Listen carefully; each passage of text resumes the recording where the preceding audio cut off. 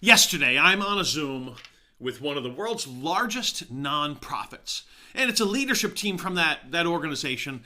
And you could easily say, because it's one of the world's largest, it must be one of the world's most successful. But you and I both know that when you get inside organizations, so often you find things not working as perfectly as we might assume from the outside. Well, I'm on this Zoom, and we're talking about one of the biggest pieces of this organization's mission and the strategy behind that. And this conversation's going, and a lot of questions and a lot of input, a lot of dialogue, a lot of debate. But I'm sitting there thinking,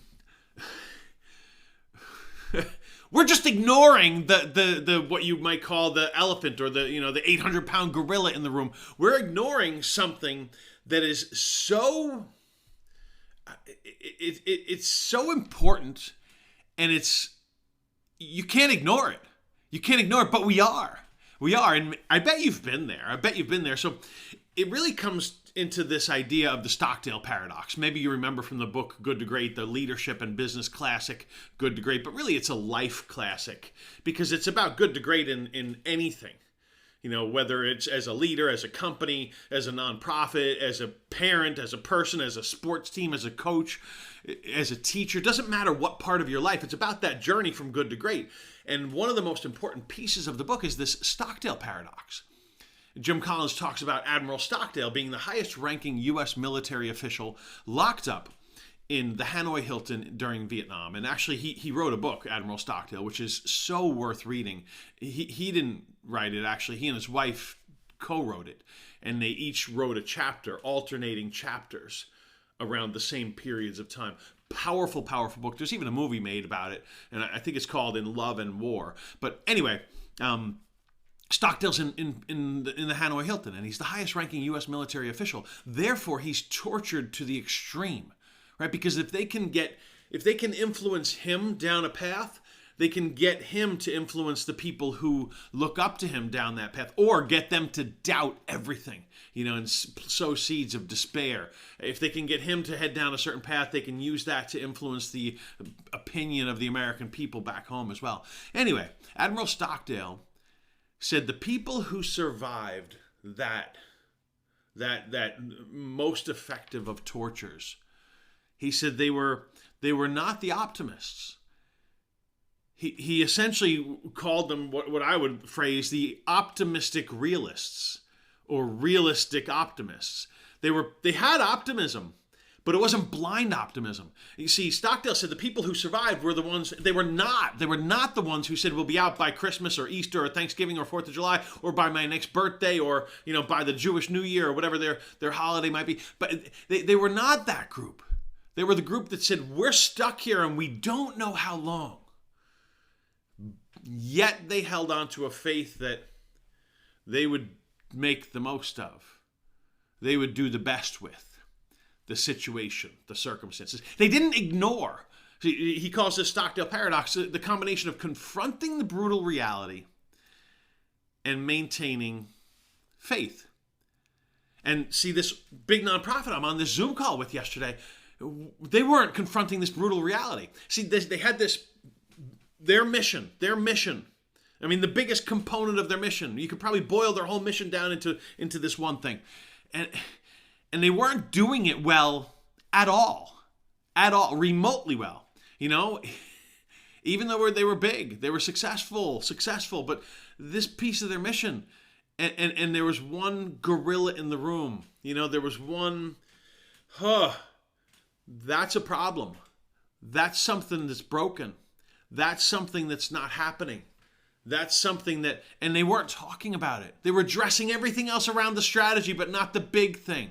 And it's tough. I asked the question. I said, well, I'm sorry, but can I just stop us for a second? I said, there's something that all of this hinges on. And I know their organization well enough. I've been involved with their organization all over the world. And this is something they don't do well. Actually, they don't really do it almost at all. And I said it. I said, there's this one thing under this mission, under this strategy, the thing that holds it all up. You could summarize it in a word, right? And they looked at me like, what's the word? And I said, the word is, in your organization, the word is leadership. And I said, all of this hinges on that, doesn't it? And across all the people involved in the Zoom, yeah, you're right. Yeah, it does. And I said, and I think we have to be bold enough to confront the reality here. I think we have to be bold enough to ask the question. I mean, here's the question. What are we involved in right now? What are we doing right now? What is a lot of our life, a lot of our success, a lot of our business, our career, our finances, maybe your marriage, maybe your ability to be a great parent? There's something in there that you're involved in that hinges on something that's not working, that's broken. Maybe, it's just, you don't have a deep relationship with somebody in your world, right? Maybe you could help them with stuff, or that relationship could be completely different, but maybe it hinges on just the one thing. You don't slow down and just get to know that person. Right? And see this, maybe in your financial world, maybe it's that you don't pay attention to your finances at all.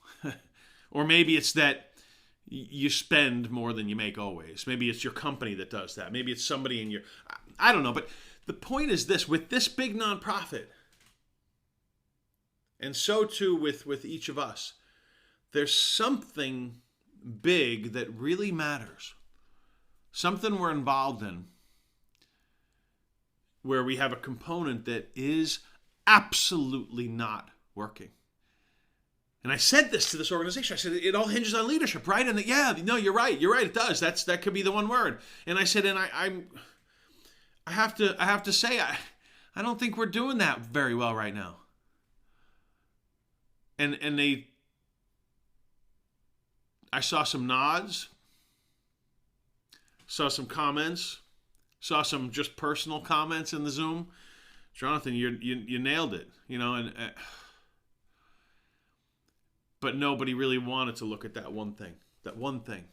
I said, if we're honest, I think around the world, I don't know, it's 80, 90, I would say it's actually over 90% of the pieces of your organization, because every organization has pieces, right? You don't say Starbucks has one culture.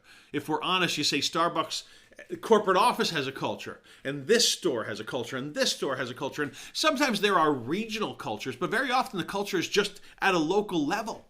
And for this big nonprofit, of course, there's a massive amount of structure and corporate and regional offices, but there's also the local level. And I said, if you just look at the local level across the board, I said, I think the answer is probably 90+% of the organization is really not doing well on that one word, on the word of leadership, And I had to say that because, see, you could look at leadership from a million different lenses, but one of the simplest lenses for leadership is this.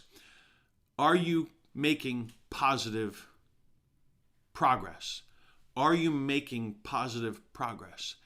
And if there's just this maintained status quo or this steady decline, that's a no.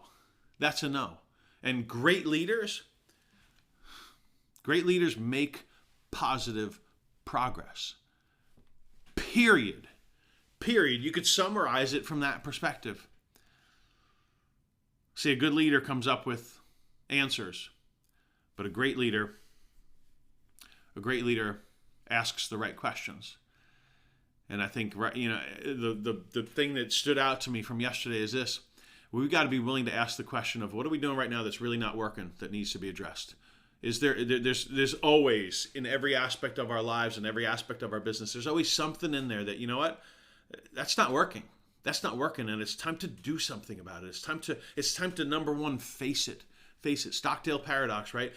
Maintain faith, but confront the brutal reality. See, it doesn't mean just wallow in it. It doesn't just mean say we're stuck here forever. No, it means say what's going on. What's really going on?